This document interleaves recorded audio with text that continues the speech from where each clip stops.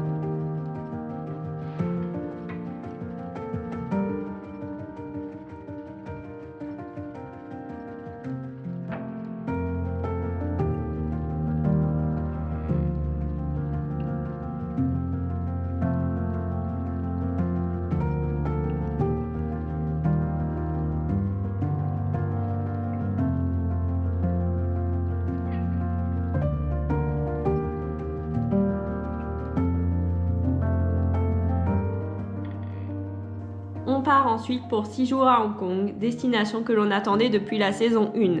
Et c'est la délusion totale. Je n'accroche pas du tout avec la ville, avec la manière de vivre. Je ne me sens pas du tout à ma place dans cette ville grouillante de monde et franchement pas très esthétique à mon goût. La nature, en dehors de la ville, est magnifique, mais la météo nous gâche nos découvertes et l'on passe 6 jours dans la brume, au sens propre comme au figuré.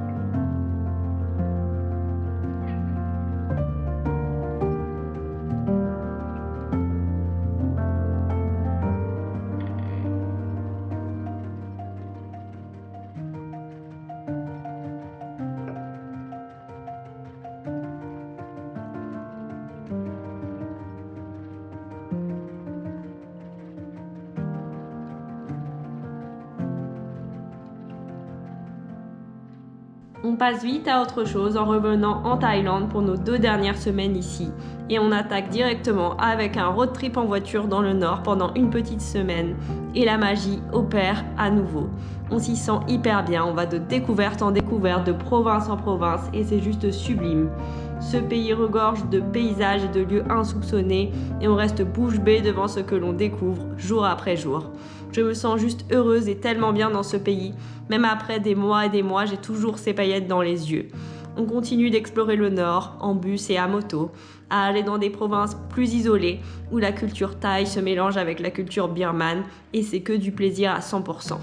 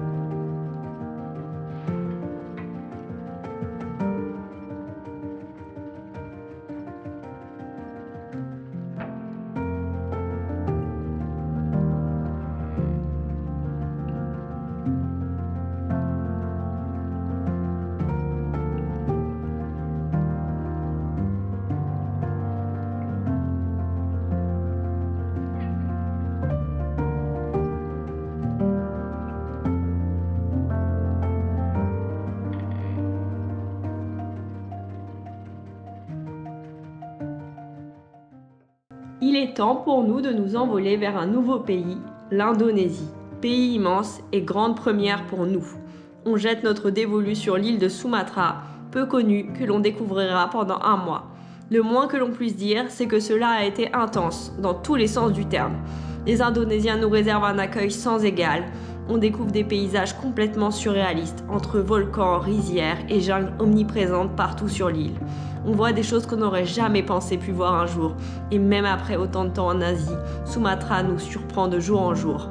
Malgré tout, tout n'est pas rose. Les déplacements compliqués sur l'île nous donnent du fil à retordre. On enchaîne galère sur galère. On ne compte même plus le nombre d'heures que l'on a passé sur la route pour traverser cette île immense du nord au sud. Mais ça en valait 1000 fois le coup pour les rencontres que l'on a faites, pour les paysages que l'on a découverts. Mais on en ressort tout de même très fatigué, mais avec des souvenirs plein la tête.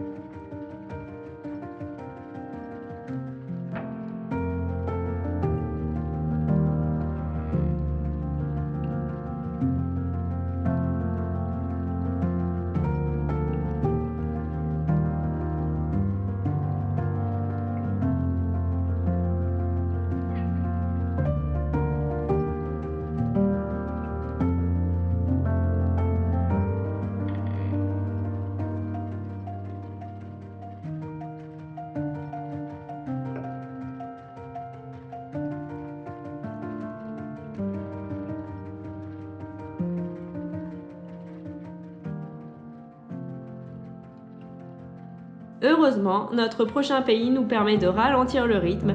On débarque sur l'île de Bornéo, plus précisément dans l'état du Sarawak, dans la partie malaisienne de l'île. Et quel plaisir de retrouver la Malaisie. Nos papilles revivent. Après Sumatra qui ne nous a pas enchantés niveau nourriture, on retrouve ici des saveurs que l'on connaît bien et que l'on adore. Rien que pour la nourriture, il faut venir en Malaisie une fois dans sa vie. Bornéo est une île sauvage, bien différente de la partie péninsulaire que l'on connaît déjà. On prend notre temps, on profite de la vie locale, sans pression, et ça fait du bien.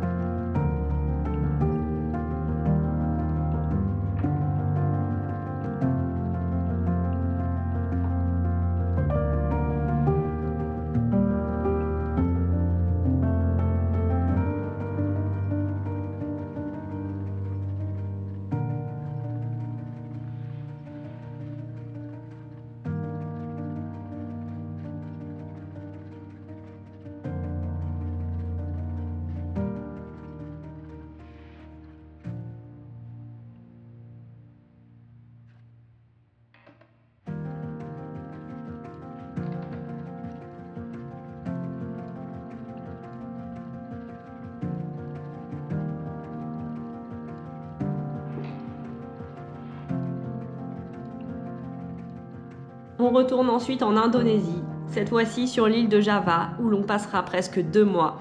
Et c'est le coup de cœur total. Très différente de Sumatra, beaucoup plus développée, avec des locaux qui nous sollicitent moins, ce qui est plus agréable pour nous. Une nourriture vraiment excellente alors que nous ne l'avons pas aimé sur l'île voisine de Sumatra. Des transports plus simples, bref, Java c'est un vrai régal. Encore une fois, on est complètement bluffé par les paysages, chaque endroit est différent et tout est superbe. Ville, campagne, volcans, montagnes, plages et évidemment toujours avec le sourire contagieux des Indonésiens par-dessus tout cela. On fera également un road trip en moto d'1 semaine à Bali, complètement en dehors des sentiers battus, qui restera aussi un superbe souvenir. On vit une véritable expérience authentique sur l'île des Dieux à travers des petits villages méconnus du nord et du centre de l'île.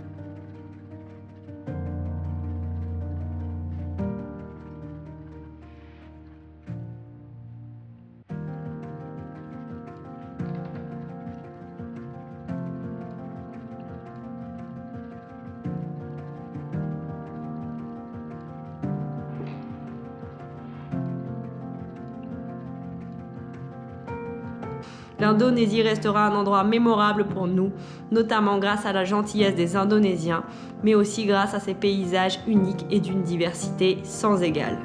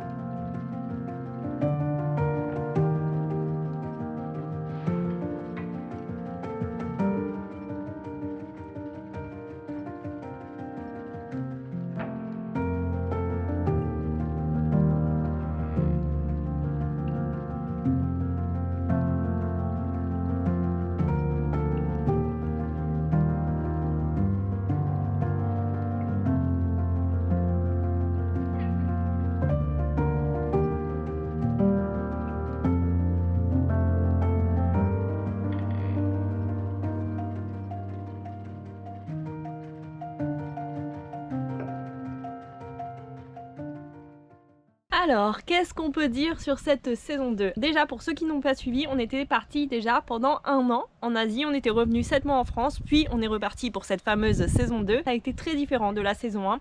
On va pas dire que ça a été mieux, mais en tout cas, ça a été un voyage qui nous correspondait beaucoup plus, dans le sens où tout était organisé à l'avance. Ça, on l'avait déjà compris dès les premiers mois de voyage pendant notre année en Asie, que nous réserver les choses au dernier moment, pas savoir où on allait dormir, etc. Ça nous allait pas du tout, c'était une source de stress.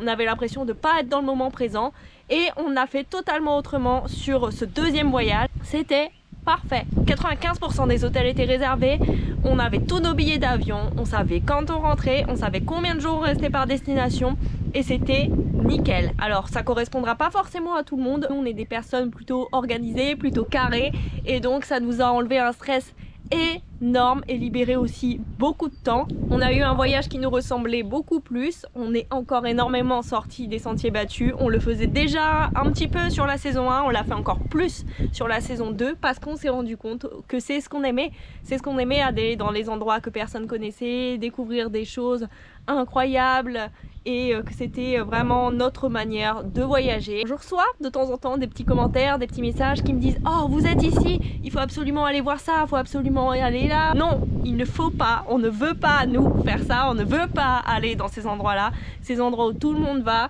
Alors évidemment on en a fait un petit peu, mais honnêtement je les compte sur les doigts de la main. Sur cette deuxième saison, on est vraiment énormément sorti des sentiers battus et c'était juste trop bien. C'est de cette manière-là qu'on veut voyager. Ça a été vraiment un voyage extraordinaire et c'est vrai que même au niveau de la durée, c'était beaucoup mieux pour nous. On regrette pas du tout d'être parti 1 an, on a vécu aussi une expérience géniale. Mais c'est vrai que sur la fin, on n'avait plus l'impression de profiter autant et on était aussi exténués quand on est rentré. Et là, sur cette saison 2, c'était pas le cas. On avait eu aussi un gros décalage, un gros choc culturel quand on était rentré à la fin du premier voyage qu'on n'a pas eu sur cette saison 2. Mais ça, je vous en parlerai dans une prochaine vidéo. Très contente de cette saison 2. Maintenant, on va parler un petit peu plus du budget. Alors, je vais reprendre mes petites notes pour pas vous dire de bêtises. Voilà.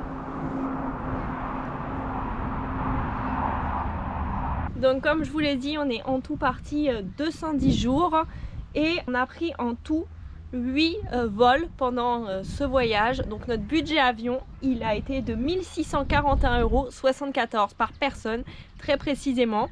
Donc ça comprend le billet d'avion avec notre bagage en soute. Je vous noterai en détail tous les vols qu'on a pris avec les prix exacts et également le nom des compagnies.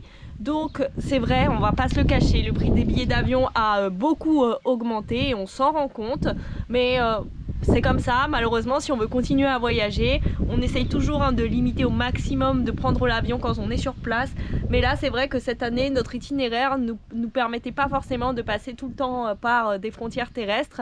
Donc franchement, je trouve qu'on s'en est quand même plutôt pas mal sorti. Ensuite, il y a aussi eu notre assurance. On a payé 398 € par personne pour 7 mois de voyage. On a repris la même que sur la saison 1 d'ailleurs parce qu'on en avait été très contents. Et donc Chapka Assurance. Et cette année encore, on a été très contents. Alors j'ai eu besoin de l'utiliser 2 fois. Une fois pour un truc bénin où j'ai juste eu un médecin au téléphone et une seconde fois où je vous ai fait une vidéo dédiée où j'ai dû aller à l'hôpital en Thaïlande, j'avais de la fièvre, etc. Et très contente de la prise en charge de Chapka encore une fois. Donc là, notre budget sans avion et sans assurance, il est de 5370 €. Et si on rajoute l'avion et l'assurance, on a un budget pour 210 jours de 7409,74 € par personne. On avait de base nous défini un budget entre 7000 et 8000 € par personne pour ce voyage, donc on est totalement dans les clous. Ça c'est cool. Vous avez des vidéos dédiées, j'ai fait une vidéo bilan pour chaque pays avec notre budget et nos ressentis, donc n'hésitez pas à aller les voir. On va pas revenir dessus ici. Concernant la suite, alors je vous l'ai déjà annoncé, il y aura une saison 3. Je sais à peu près quand, on n'a pas encore pris les billets mais ça ne saurait tarder. Et je sais aussi quel pays on va faire, quel itinéraire on va faire, tout ça c'est prêt.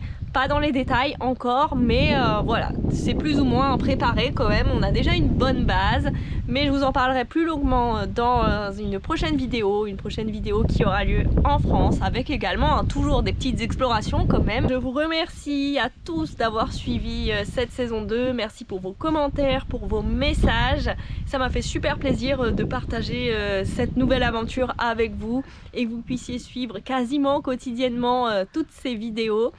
Et voilà, c'est loin d'être fini, ça fait même que commencer. On a toujours cette soif de découverte et cette envie de voyager un petit peu partout. Il y a encore tellement de choses à voir, donc j'ai trop hâte de vous partager la suite. N'hésitez pas à liker, à commenter, à partager cette vidéo et les précédentes, celles qui vous ont plu.